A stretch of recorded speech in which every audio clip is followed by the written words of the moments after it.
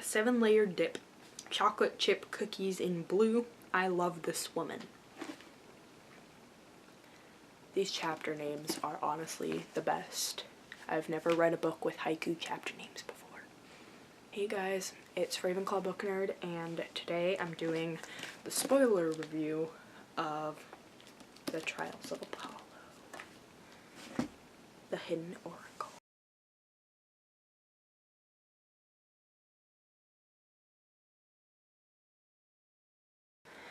And in the Camp HalfBlood spirit,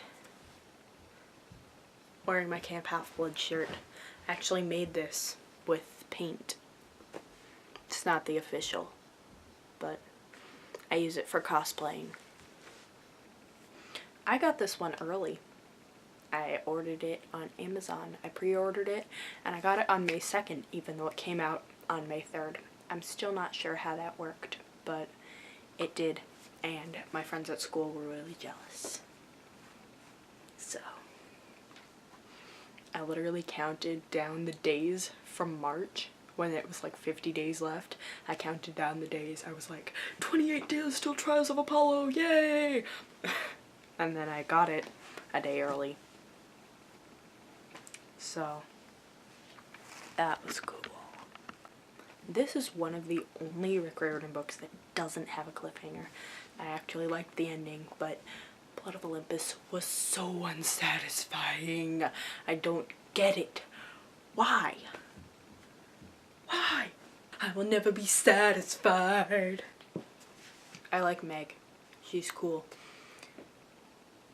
I think it's cool how she's like suddenly on the bad side and then the good side and the bad side. She has sort of the confliction between Nero, and she doesn't know Nero's the beast, and she's like, I want to be on his side, but I want to be on Apollo's side, but I want to be on his side. It's just the confliction is cool. The chapter titles, again, were awesome. I loved how they were the haikus. It was just so Apollo. Speaking of Apollo, the way he talks, just the way he talks is just hilarious. Like, all the time. It's great. Rick, we need to talk about the fact that you chose a time to start a new series where none of the 7 were at camp. I mean, Nico was there. Give you credit. And Percy and Leo were eventually there. But still, why? We wanted more 7. None of the 7 were there. Not fair. Will and Nico together. Yes, I'm happy. I ship Angelo a lot. But how much time did we get with them? Like 10 seconds? I want more in the next book. I want more Angelo, more Will and Nico. Please. I like how we met a lot more of the demigods. We met a lot more of them, especially the Apollo cabin.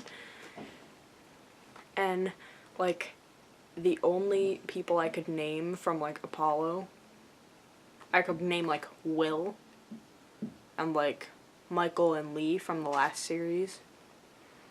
And now there are like a lot more Camp HalfBlood people in general. We have like Miranda and Katie and Sherman and Billy and Paolo and Kiara and Valentina. You have just so many more Camp HalfBlood people. You didn't really get that in the last series because they weren't really at Camp HalfBlood very much.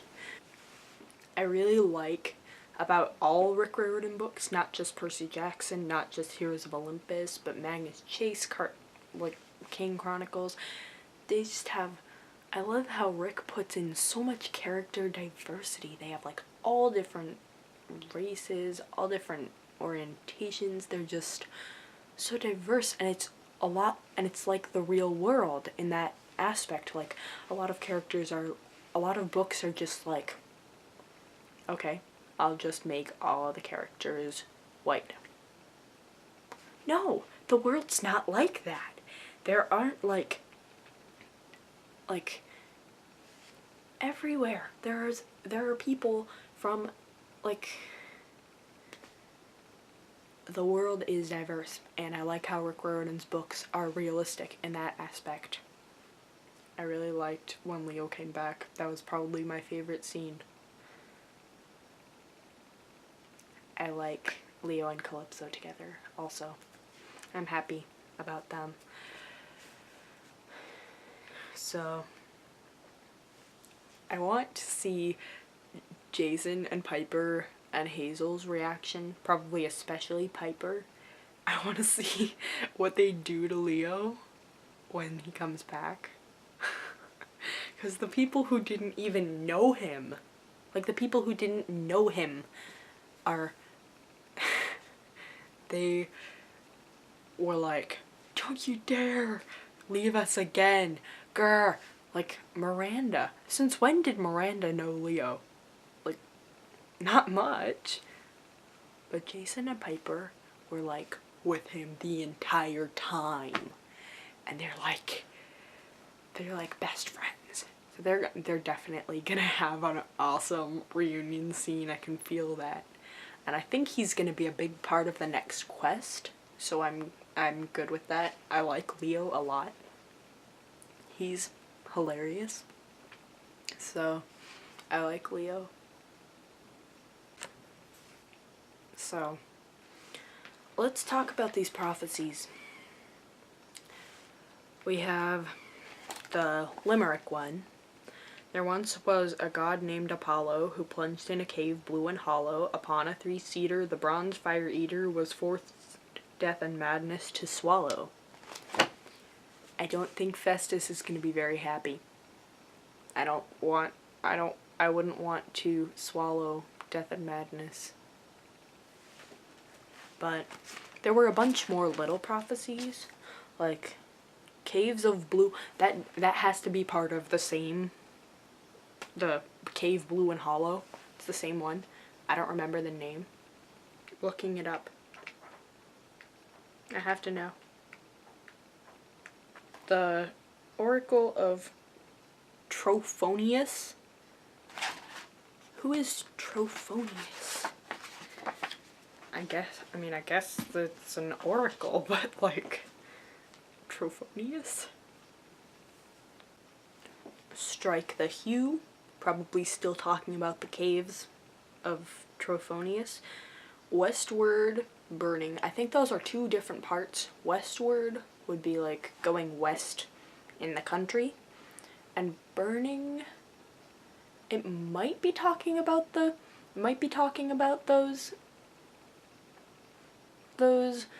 books, the Silberline books, the prophecy books. So, but, or it could be talking about Leo in general, because Leo is burning, definitely. Just zoomed in on my face. Okay. Page is turning. Again, Sibylline books, I think. I think they're going to try to recreate them. That's probably going to be the Roman side of the quest. Dog, be quiet! Indiana. Well, maybe you should start looking for the prophecies, or oracles, or whatever, in Indiana. Because that's what the prophecy says. Right, banana. Okay, Rick. You were just looking for something to rhyme with Indiana. Right, banana is not part of the prophecy. Actually, knowing you, now we're gonna make it part of the prophecy. Like, a big part. Because all of us think it doesn't matter.